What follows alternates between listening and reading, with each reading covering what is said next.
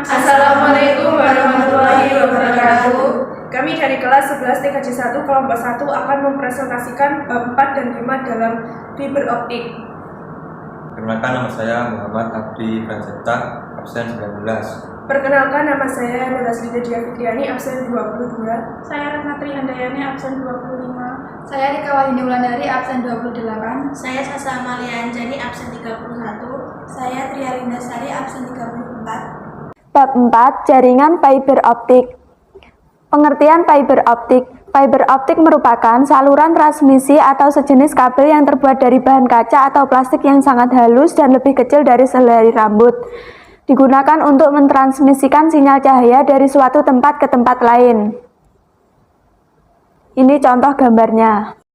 Serat optik memiliki beberapa macam lapisan, yaitu 1. Outer jacket, berfungsi melindungi core dari hantaran listrik dan air.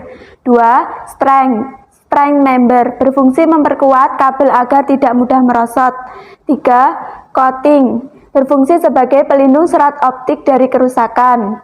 4. Cladding, warna yang ada pada core sebagai pelubung dari core dan mempunyai indeks bias lebih rendah daripada core. 5. Core atau inti, merupakan pengantar cahaya, biasanya berwarna bening. Fungsi dari core sendiri adalah untuk menentukan cahaya merambat dari satu ujung ke ujung yang lain. Itu contoh gambarnya. Keuntungan dan kekurangan kabel fiber optik. Keuntungannya: 1. Lebih murah, 2. Lebih tipis, 3. Kapasitas muatan lebih besar, 4. Lebih kecil penurunan sinyal, 5. Sinyal cahaya, dan lain-lain.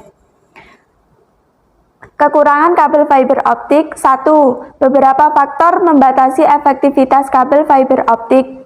2. Dispersi dapat mempengaruhi volume informasi yang dapat diakomodasi. 3. Kabel fiber optik lebih sulit untuk disambung, dan lain-lain. Prinsip kerja fiber optik. Prinsip dasar dari sistem komunikasi serat optik adalah pengirim sinyal informasi dalam bentuk sinyal cahaya. Pemancar, kabel serat optik, dan penerima merupakan komponen dasar yang digunakan dalam sistem komunikasi serat optik. Berikut contoh gambarnya. Komponen utama dalam sistem komunikasi fiber optik ada 1. Cahaya pembawa informasi, 2. Pemancar, 3. Kabel fiber optik, 4. Optical regenerator atau amplifier atau repeater, dan 5. Penerima. Komponen utama dalam sistem komunikasi fiber optik. 1. Cahaya pembawa informasi, sumber asal terjadinya sistem komunikasi fiber optik. 2. Optical transmitter atau pemancar, sebuah komponen yang bertugas untuk mengirimkan sinyal-sinyal cahaya ke dalam media pembawanya. 3. Kabel fiber optik merupakan pemeran utama dalam sistem ini. 4. Optical regenerator atau amplifier atau repeater. Optical regenerator atau penguat sinyal cahaya merupakan komponen yang tidak perlu ada ketika menggunakan media fiber optik dalam jarak dekat saja atau kurang lebih 1 km. 5. Optical receiver atau penerima memiliki tugas untuk menangkap semua cahaya yang dikirimkan oleh optical transmitter. Setelah cahaya ditangkap dari media fiber optik, maka sinyal ini akan didekode menjadi sinyal-sinyal digital. Teknologi fiber optik. Teknologi fiber optik dibedakan menjadi dua, yaitu teknologi point-to-point fiber optik atau Metro E, dan yang kedua adalah teknologi point-to-multipoint atau FTTX. FTTX merupakan teknologi fiber optik point-to-multipoint di mana koneksi split menggunakan splitter sehingga lebih menghemat dalam penggunaan core. FTTX atau fiber to the X paling sedikit terdapat 2 perangkat aktif yang dipasang di central office dan yang satu lagi dipasang di dekat dan atau di lokasi pelanggan. Berikut contoh gambarnya. Berdasarkan lokasi penempatan perangkat aktif yang dipasang di dekat dan atau di lokasi pelanggan, terdapat beberapa konfigurasi untuk FTTX, yaitu 1. Fiber to building. TKO terletak di dalam gedung dan biasanya terletak pada ruangan telekomunikasi di basement atau tersebar di beberapa lantai. Terminal pelanggan dihubungkan dengan TKO melalui kabel tembaga indoor atau IKG. FTTP dapat dianalogikan dengan daerah catu langsung pada jaringan kabel tembaga. Berikut contoh gambarnya. 2. Fiber to the zone. TKO terletak di suatu tempat di luar bangunan, biasanya berupa kabinet yang ditempatkan di pinggir jalan sebagaimana biasanya RK. Terminal pelanggan dihubungkan dengan TKO melalui kabel tembaga hingga beberapa kilometer. FTTZ dapat dianalogikan sebagai pengganti RK. 3. Fiber to the crab. TKO terletak di suatu tempat di luar bangunan, baik di dalam kabinet, di atas tiang, maupun di manhole. Terminal pelanggan dihubungkan dengan TKO melalui kabel tembaga hingga beberapa ratus meter saja. Berikut contoh gambarnya. 4. Fiber to the home. TKO terletak di dalam rumah pelanggan. Terminal pelanggan dihubungkan dengan TKO melalui kabel tembaga, indoor atau IKR hingga beberapa puluh meter saja. FTTH dapat dianalogikan sebagai pengganti terminal blok atau TB. 5. Fiber to the tower. TKO terletak di dalam shelter daripada tower. Terminal Equipment System GSM atau CDMA dihubungkan dengan TKO melalui kabel tembaga indoor hingga beberapa meter saja. Jaringan kabel fiber optik yang mencakup tower adalah 1. Kabel FO drop atau lokasi tower perkotaan. 2. Kabel FO distribusi kalau lokasi tower di pinggiran kota. FTTT biasanya dianalogikan sebagai pengganti ODP atau FTTC atau TB FTTH.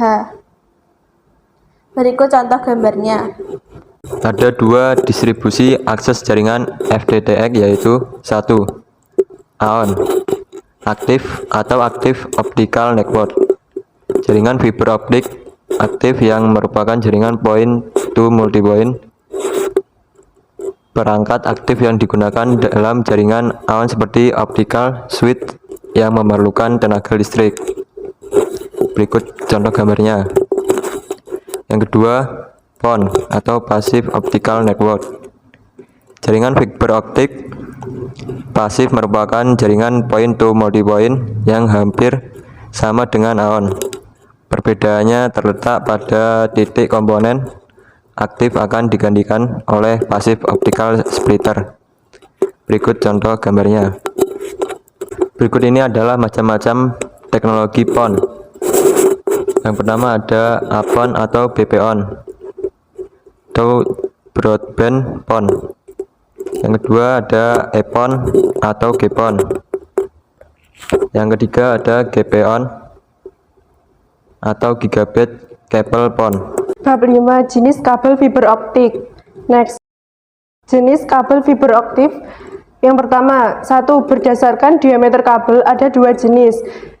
A. Single mode, memiliki inti yang sangat sempit atau diameter 9 mikron, mengirimkan sinar laser inframerah atau panjang gelombang 1300 sampai 1550 nanometer untuk mengirimkan data dengan jarak yang sangat jauh. Yang B. Multimode, memiliki inti lebih luas untuk membangkitkan dan memantulkan banyak sinyal di dalamnya atau diameter 62,5 mikron. Yang kedua, mengirimkan cahaya inframerah atau panjang gelombang 856 sampai 1300 nanometer dari cahaya diode pemancar cahaya atau LED. Menggunakan lampu LED yang lebih murah dan lemah, lebih cocok untuk jarak pendek seperti penggunaan di komputer lokal. Next. Yang kedua, berdasarkan pengguna kabel, ada 4 jenis kabel fiber optik. A. Kabel indoor, disebut kabel yang banyak digunakan di dalam ruangan atau gedung. B. Outdoor, terdiri dari kabel tanah atau duct dan kabel udara atau aerial kabel, digunakan untuk luar ruang dengan kondisi medan yang ekstrim dan kelembapan suhu yang tinggi. C. Direct buried atau kabel tanah tanam langsung. D. Drop wire. Yang ketiga, berdasarkan lapisan yang digunakan, ada dua jenis, yaitu yang A. Single jacket, yang B. Double jacket seperti GYXTW dan GYTA. Karakteristik kabel fiber optik. Yang pertama, numerical aperture atau NA. A. Merupakan parameter yang mempresentasikan sudut penerima maksimum di mana berkas cahaya masih bisa diterima dan merambat di dalam inti serat. Yang B. Semakin besar NA, maka semakin banyak jumlah cahaya yang diterima oleh serat, tetapi lebar pita berkurang sehingga penyebaran serta penyerapan akan bertambah. Yang C. Jika sudut datang berkas cahaya lebih besar dari NA atau sudut kritis, maka berkas tidak akan dipantulkan kembali ke dalam serat melainkan akan menembus leading dan akan keluar dari serat. Next. Yang kedua, redaman atau atenuasi merupakan karakteristik penting yang menemukan jarak penggalang atau radiator, jenis pemancar dan penerima optik yang digunakan. B. Semakin besar atenuasi berarti semakin sedikit cahaya yang dapat mencapai detektor, sehingga semakin pendek kemungkinan jarak antar peluang. Yang ketiga, dispersi. Yang A adalah pelebaran pulsa yang terjadi ketika sinyal merambat melalui sepanjang serat optik. Yang B, dispersi akan membatasi lebar pita atau bandwidth dari serat. Yang C, dispersi yang terjadi pada serat ada dua, yaitu dispersi intermodal dan dispersi intramodal. Yang D, dispersi kromatik disebabkan oleh dispersi material dan dispersi Wave-Goulde. Konstruksi kabel fiber optik dibedakan menjadi 4. Yang pertama, indoor kabel berfungsi meneruskan arus informasi yang berupa gelombang. Yang kedua, duct kabel. Kabel yang digelar di bawah tanah dengan menggunakan pelindung pipa PVC diameter 4-5 dan dilapisi dengan kor beton. Sambungan dan penarikan dilakukan melalui manhole. Yang ketiga, direct buried kabel.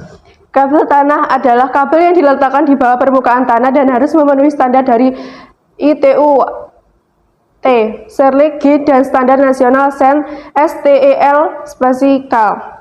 Yang keempat, aerial kabel. Kabel udara adalah kabel yang ditambatkan pada tiang telepon. Pendapatan pada bearer kabel terbuat dari lilitan kawat baja atau disebut dengan messenger wire. Yang pertama, indoor kabel. Yang A, kabel indoor fiber optik mempunyai fungsi sama dengan kabel-kabel optik yang lainnya, yaitu merupakan arus informasi yang berupa gelombang cahaya. Yang B, kabel indoor menggunakan tipe G657AB seperti ada pada kabel drop karena banyak melewati tikungan atau kukan di dalam rumah atau gedung. Yang C, banyaknya core yang digunakan biasanya 1 atau 2 core. Yang D, instalasi kabel indoor bermacam-macam cara seperti yang pertama, diklaim dinding bagian sudut antara plafon dan dinding. Yang kedua, di atas plafon yang dilindungi dengan pipa PVC ukuran 2 cm. Yang ketiga, di dalam pipa conduit yang sudah disediakan saat membangun rumah atau gedung. Yang kedua, duct kabel. Yang A, kabel duct adalah kabel yang digelar di bawah tanah dengan menggunakan pelindung pipa PVC diameter 4-5 dan dilapisi dengan kor beton. Yang B, sambungan dan penarikan dilakukan melalui manhole. Yang C, umumnya tidak menggunakan lapisan armoring yang terbuat dari lilitan baja atau selubang aluminium. Manhole adalah salah satu sarana yang penting digunakan untuk instalasi kabel duct yang dipasang dengan jarak setiap 250 meter. Fungsi dari manhole adalah yang A, tempat penarikan untuk penggelaran kabel duct. Yang B, tempat sambungan kabel duct. Yang C, tempat percabangan jalur pada kabel duct. Yang D, tempat pemeliharaan kabel duct. Yang ketiga, direct buried kabel atau tanam langsung. Yang A, kabel tanah adalah kabel yang diletakkan di bawah permukaan tanah dan harus memenuhi standar dari ITU T, seri G dan standar nasional seri STELKA. Yang B, kabel tanah tanam langsung atau direct buried kabel adalah kabel yang ditanam di bawah permukaan tanah tanpa pelindung pipa baik PVC atau galvanis dan memenuhi standar STEL QA-K016 single mode jelly filled close to for direct buried. Yang C, pemasangan penggelaran kabel tanah tanam langsung di bahu jalan dan trotoar adalah yang pertama, Lebar galian bagian atas adalah 40 cm, sedangkan bagian bawah 30 cm. Yang kedua, kedalaman galian untuk trotoar atau bahu jalan adalah yang A, tanah yang lembek sedalam 100 cm. Yang B, tanah yang keras atau berbatu sedalam 80 cm. Pada bagian bawah menggunakan lapisan pasir setebal 20 cm, sedangkan bagian atas ditutup dengan batu koral setinggi 30 cm. Berikut contoh gambarnya. Yang D, pemasangan melintas jalan raya. Yang pertama harus melindungi dengan pipa galvanis dengan diameter 4, menggunakan sodak HDPE dan harus disediakan satu pipa. Berikut contoh gambarnya. Yang E, pemasangan melintas parit. Yang pertama, di bawah parit jika kedalaman parit kurang dari 100 cm, pipa galvanis ditempatkan di bawah parit dengan jarak minimal 20 cm. Berikut contoh gambarnya. Oke, yang kedua, di permukaan parit, jika kedalaman parit lebih dari 100 cm, untuk parit terbuka pipa galvanis ditempatkan di atas permukaan air agar tidak menghalangi aliran dan diberi kawat berdiri untuk mencegah pencurian dan perusakan. Berikut contoh gambarnya. Yang F, pemasangan melintas sungai. Ada 3 cara kabel tanah yang melintas sungai, yaitu yang pertama, melalui tiang untuk sungai. Yang kedua, menumpak pada jembatan kabel. Dan yang ketiga, membuat konstruksi jembatan kabel. Yang G, pemasangan melintas rel atau jalan tol. Yang H, biasanya tidak diizinkan untuk melakukan pengeboran di bawah konstruksi jalan atau rel, sehingga harus melalui lintasan parit, sungai, atau dak yang sudah tersedia. Berikut contoh gambarnya. 4. Aerial cable, kabel udara. A. Kabel udara adalah kabel yang ditambahkan pada tiang telepon, di mana penambatan pada bearer kabel yang terbuat dari lilitan kawat baja atau juga disebut dengan messenger wire. B. Juga tidak tersedia bearer, maka kabel dijepit dengan klip yang ditautkan pada tiang. C. Kabel udara ditempatkan pada tiang telepon dengan ketentuan: 1. Terbuat dari tiang besi dengan panjang 7 meter, 9 meter, dan 12 meter dipasang untuk di dalam kota. 2. Terbuat dari tiang beton dengan panjang 12 meter dipasang untuk luar kota. F. Cara pemasangan tiang adalah: pertama, ditanam 1/5 bagian yang masuk ke dalam tanah. 2. Untuk tinggi besi dipasang pondasi penguat tiang dari adukan semen setinggi 30 cm. 3. Jarak antar tiang antara 40-50 meter. 4. Penempatan tiang jangan menutup akses jalan atau di depan pintu gerbang rumah. Berikut gambar pemasangan tiang untuk kabel udara. Berikut kapasitas kabel, kode warna, dan pelabelan kabel. 2. Kode warna kabel serat optik. Dalam kabel fiber optik, multicore berwarna-warni. Warna ini akan memudahkan teknisi fiber optik saat instalasi atau perbaikan. Standar internasional TIA atau EIA 598 menentukan warna core kabel fiber optik menggunakan 12 warna berikut. Ini adalah kode warna core kabel fiber optik. Berikut ini rumus untuk mencari core. 3. Pelabelan kabel. Kabel fiber optik harus memenuhi standar internasional dan standar nasional yang disebut ITUT Recommendation and STELCA. 48/4T sama dengan menunjukkan jumlah fiber optik dan jumlah tube. SM, jenis fiber single mode. MM, multimode. A, aerial atau kabel udara. D, kabel duct. DB, direct buried atau kabel tanam langsung. LT, lost tube atau tube yang berongga. ST, strike tube atau tube tanpa rongga. SCPT, single core per tube, digunakan untuk kabel distribution.